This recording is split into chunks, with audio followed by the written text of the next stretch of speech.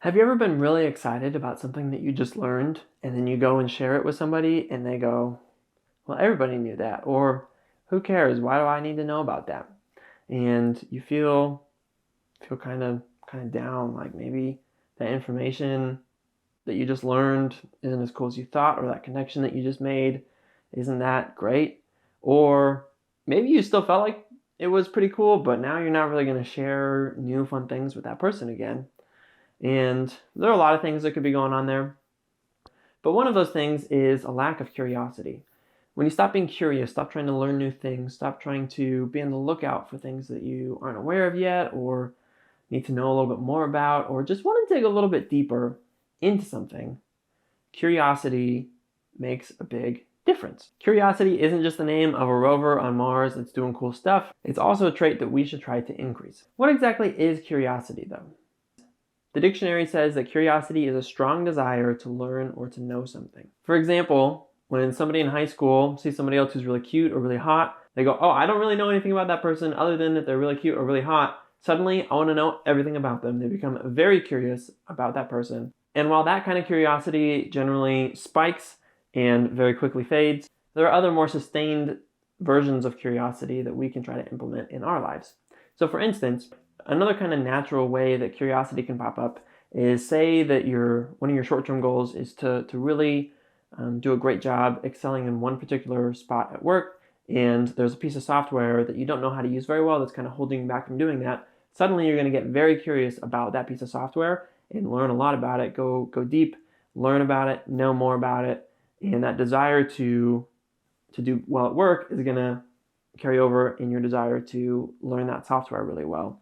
And that curiosity is going to drive you to perform better and do a better job at work as a result. Without that natural curiosity to drive you in getting to know more about that person who's really hot or cute, you're not going to have any sort of relational equity or interest that's going to last for very long in order to pursue a relationship with that person.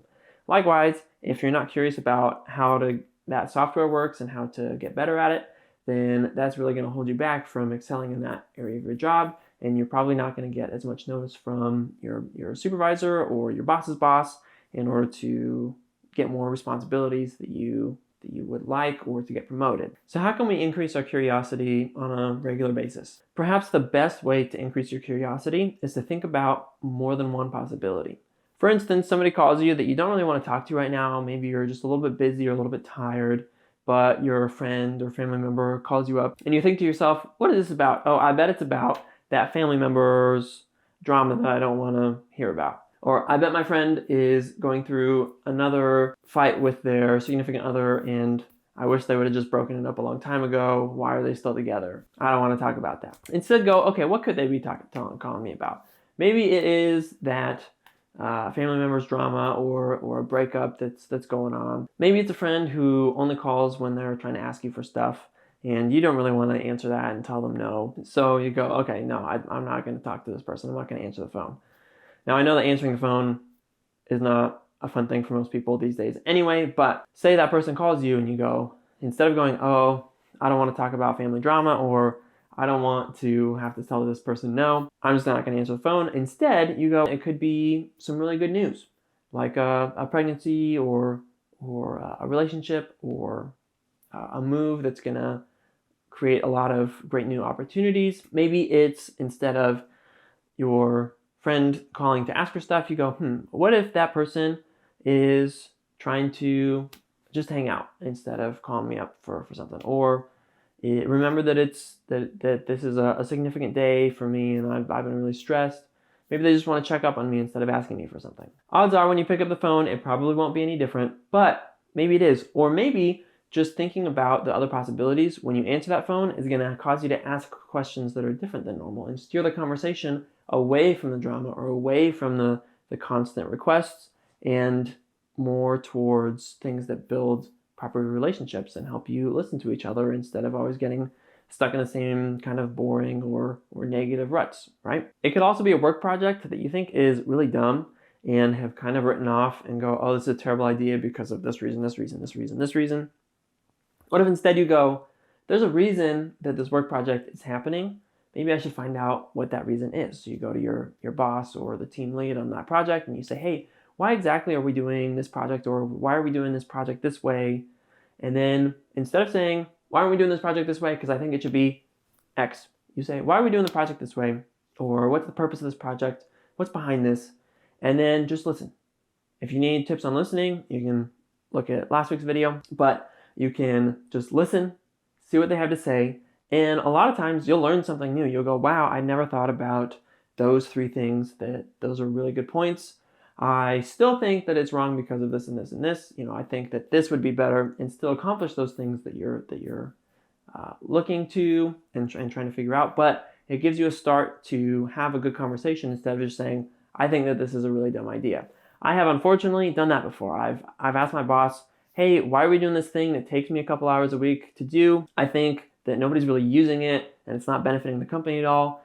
And instead of going, if I came up with an alternative solution that accomplished that goal, would you be interested? I just said, why are we doing that? Implying that I thought it was pretty dumb. Needless to say, my boss never asked for any feedback on that or related topics, and it caused a little bit of relational tension that we had to work through as a result. Instead of me just asking a question, listening, being curious about the reasons why, instead of having all of my own preconceived notions about how terrible that idea was and how archaic it was. Curiosity can also really enrich your life, because you can be driving down a street that you always drive down, and maybe something's a little bit different this time, or you notice something that's kind of interesting. For example, it's pretty fun to be driving down the street and to see a giant Charlie Brown statue on the right while you're driving in a neighborhood. You're like, what's that doing there? And then one day it just randomly disappears, and I don't really have any idea why. I don't remember which house it was at to go ask, but I think that that's really interesting, and I still think about that. I wonder why somebody had a Charlie Brown statue in their house, outside their house on their front lawn. And I can go, and I think about different possibilities, and I go, man, it's really fun to see somebody else expressing themselves in a unique way. What are some ways that I can do that too? And so being curious about somebody else then helps me enrich my life by thinking about all the different possibilities that could bring, and taking some of the things that I can learn from that and apply it to my own life. But as a way to start with something small, Google has a little surprise me button, and you can just click the surprise me button and spend 5 minutes reading about whatever it is that Google surprises you with. It could be, wow, do cats sleepwalk? It could be the science behind this new movie technology. You never know. That's kind of the fun thing. It's a little bit of a roulette that can be kind of dangerous. But just search for one thing that you wouldn't normally or aren't necessarily out there looking for. Just search, hit the surprise me button on Google, see what happens, learn a little bit, and as you go about life, look for opportunities to be curious, because it's going to enrich your life, make you a more interesting person, and also help you get to where you want to go faster. Curiosity is going to help you be a more interesting person, because you're going to learn about all this new stuff and be able to tell other people and share your experiences and thoughts and things that you've been noticing, and get their take on it, which is going to further feed into your curiosity. I heard a story of somebody who worked at a parking lot as the entrance security guard, and every time somebody pulled through, he would say, hey, do you have an interesting fact for me? And they would give an interesting fact, and then he would also give an interesting fact. And the interesting facts that he gave were those that were given to him from the day or the week before, and he just would pick the one that he thought was the most fascinating and say it the next day to people that drove up. That security guard becomes really interesting to the people that drive into the parking lot, and we're talking about him because it's fun, but it also enriched everybody else's life who came through as well, and helped them to be more curious and go, oh, that's a really interesting thing. I wonder what other interesting things there are out there, or things that I care about that are related to that. And it can just grow this curious nature that's really infectious and fun to be around, and help you succeed and help others succeed by being more curious and growing and learning new skills. And instead of leading away from things that are new or might be a little bit intimidating, you get curious about them and you lean into them, and suddenly they become less intimidating. And before you know it, the world becomes a place filled with possibilities that you still have to discern and focus on the things that are important to you. And curiosity will make those new things seem just a little bit less daunting, give you a few more possibilities for good things. And curiosity is going to help you lean into the hard, messy situations just a little bit more and help you grow and achieve your goals as a result.